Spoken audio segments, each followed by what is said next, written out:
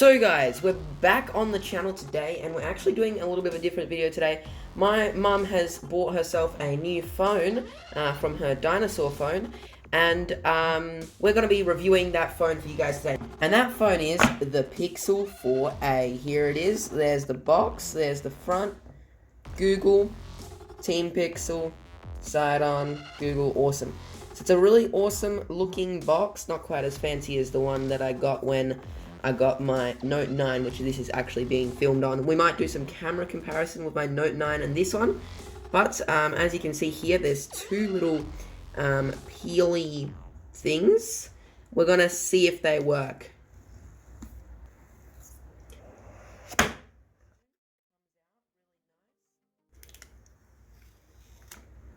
Oh, nice. It's stuck to me. It's stuck to me. Okay, there we go. So that's the phone right there. It actually looks really nice with the fingerprint sensor on the back, the little camera module there. It's really nice in the hand. It's got, I believe, a plastic back with a volume rocker, I believe, power button, and nothing on the other side, just your SIM card. And we love to see it, headphone jack. And also hole punch camera. So yeah, that's the phone. And what else have we got in the box? In the box also, we have a little Google. There's a SIM card pin thing. In terms of accessories, we have a USB-C to USB-C cable. We have headphones with exchangeable earbud pieces. So that's got exchangeable earbud pieces in there. Don't believe there's anything down there. Oh, there we go. Doesn't have any branding on them, might just be Google ones. I know Samsung ones come with AKG headphones, but yeah, quite standard little headphones. They look alright. We'll test the quality later. And then we have the regular power adapter. This one I believe will be fast charging into the wall docket. Australian plug, of course, with the USB-C port. Okay, I managed to get this media transfer guy out of here. So this guy is just a little you plug your old phone's charging cable in there, and then you plug this into the phone down at the charging cable, and you do the media transfer, and then we'll charge the phone up later with these guys. I think the next step really is to power on the phone. So let's just hold this for 5 seconds and see what happens. Alright, Google starting up straight away. Alright, something's happening. Okay, you can see our battery is probably about at 50%. Ooh, this is fancy. Hi there. Okay, so we've got our language in English, but we're just going to press start and see what happens. Connect to mobile network. We're going to be taking this SIM card out. It's on the side where the buttons are not. Just put this pin in here. There we go. Take the SIM card tray out. This is just a regular SIM card tray, no expandable memory, unfortunately, just the standard 128 gigabytes. Okay, we've got the SIM card in. It's just the smallest variant of the SIM cards, and you just push that back in. It's not quite a smooth feel, but it goes in. That's in now, and now it's connecting to Wi-Fi. So we're just going to connect to Wi-Fi. Yeah, it's getting ready, guys. Jumping up and down. Alright, looks like something's happening.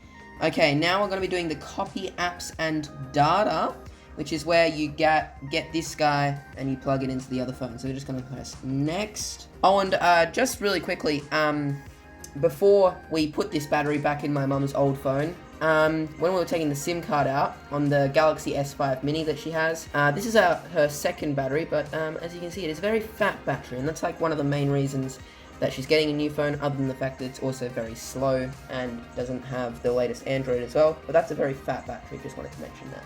Alright, we have mum's phone, we've got the cable, we've got this guy, so I think you're not meant to plug it in yet, so I'm going to press next. Find your own old phone's cable, got it. Insert cable into your old phone, already done it, way ahead of you. Oh, shit, I was meant to actually plug it in. And then we plug that in. Boom, and that phone has to be unlocked.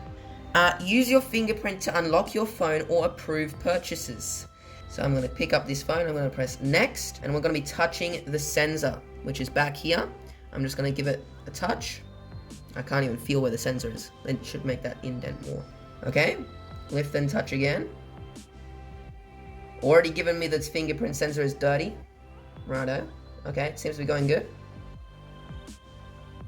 Try different positions. Doing different positions always helps. Okay, we're gonna do next. Okay, that was our whole setup. We're gonna do continue. Yep. This is just for updates. Okay, and we're gonna go 3 minutes left on copying our data. Alright, so we've done the copying process. As you can see, we're allowed to disconnect the cable. All of these things have been copied. So on here, we should be able to press close.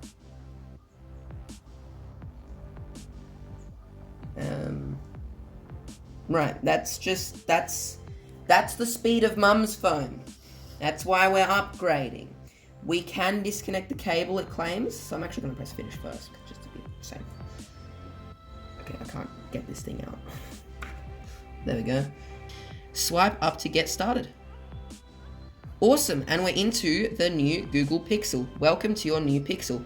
So, I'm assuming there'll be customizable screens here, where you drag the apps out. We've got all of the apps. Oh, there we go, they're still loading. The apps seem to still be loading, so completing setup. Oh, it's installing the application. So it's actually transferred the APK files and it's currently installing them, so that's why they're not all there yet. So I think we'll just let the downloader manager and the installation just do its thing, and we'll come back when the phone's all ready and we can give you a review of the phone. Time to start the Google Pixel for a review. Woo! Okay, so I've been using this phone a bit over the last few days, and I must say it's a really good phone, and it comes in at about $600 Australian dollars and $350 US. The phone is pretty quick and responsive. All the touches feel pretty instant, quick, the scrolling is smooth, and everything's great. It's got decent performance for gaming, and also it has an amazing camera at such a price. Honestly, the camera is almost, it looks like it's a big lineup phone, but it's actually quite a cheap price for such a good camera. Coming in with the specs, the phone is running a Snapdragon 730G processor with 6GB of RAM, so I honestly gonna say you won't have any troubles playing all of your favorite games. I was playing Asphalt 9, and it runs pretty smooth with all the recommended graphical settings. And running a quick benchmark test, you can see that it shows a 531 single core score with a 1531 multi-core score. This score does actually rank the Pixel 4a slightly above the Samsung Galaxy A71. Running a compute benchmark test, I got a 1060 Vulkan score, which I'm not gonna lie, I have no idea what that means, and I'll just put the details on screen and you do you. If you know what it means, you know what it means. The battery life on the Pixel 4a is a beast. With a 3140 mAh battery, you'll have no problem getting through a typical day's worth of usage. The 3140 mAh battery paired up with only 60Hz and 180p screen display really does make this phone last quite a while, and I don't see you running out on a regular day's use. One thing that the Google Pixel lineup has been known for is its amazing cameras for the price of the phone. The camera bump on the rear of the phone houses the rear-facing 12.2 megapixel camera along with the flashlight. And at the front of the phone, you'll see the 8 megapixel hole-punch camera that can take some stunning selfies. Both cameras take amazing photo and video. Paired with Google's amazing post-image processing, you can get some stunning shots on a budget. Alright, let's start with the camera comparison. So starting off, we've got the Google Pixel on the bottom and Galaxy Note 9 on the top, and we've got the Google Pixel's mic on.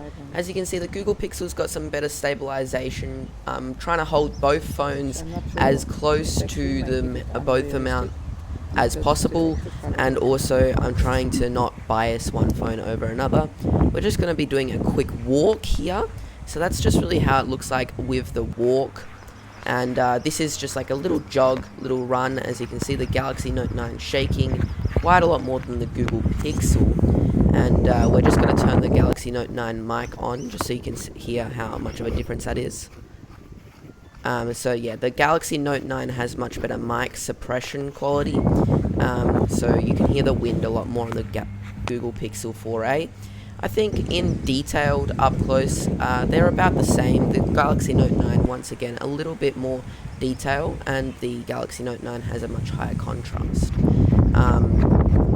This is the sprint test, so I'm full on sprinting right now. They're both got shaking to it, but I say the Galaxy Note 9 once again is worse. The Google Pixel just has that stabilization with the post-processing. Now I've got both phones at maximum zoom.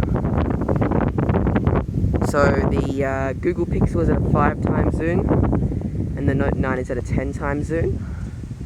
I'm going to put the Note 9 to a 5x zoom now. Okay, they are both at a 5x zoom now.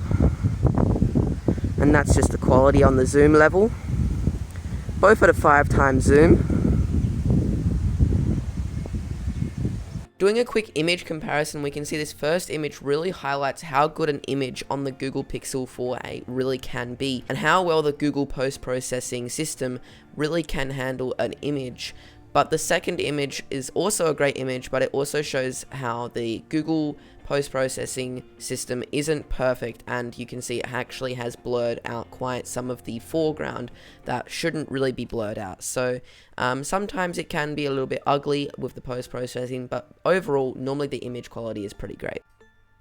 Okay, and now I'm going to show you two pictures taken with the selfie camera that really highlight how good both of the cameras are. And this first one hasn't blurred the background out. The second one has actually blurred the background out. I'm not sure when it decides to blur the background out, but both images look amazing. The first image really does look amazing with both the foreground and the background, and the second one has used post-processing to blur out the background, and it's done it perfect.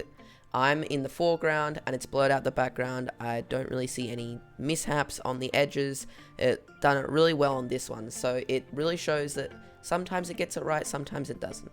Both the rear and forward-facing cameras are amazing for a phone of this price range, and if you're looking for a decently priced phone and you're not willing to sacrifice image quality, this might be the one for you. Obviously, it's also paired with amazing performance for gaming and a 180p HD screen display at a 60Hz refresh rate. It's great for everyday activities like social media as well. I really enjoy using this phone, and the plastic back, it feels surprisingly nice in the hand. It doesn't feel cheap in any way, and also eliminates the worry of breaking a glass back.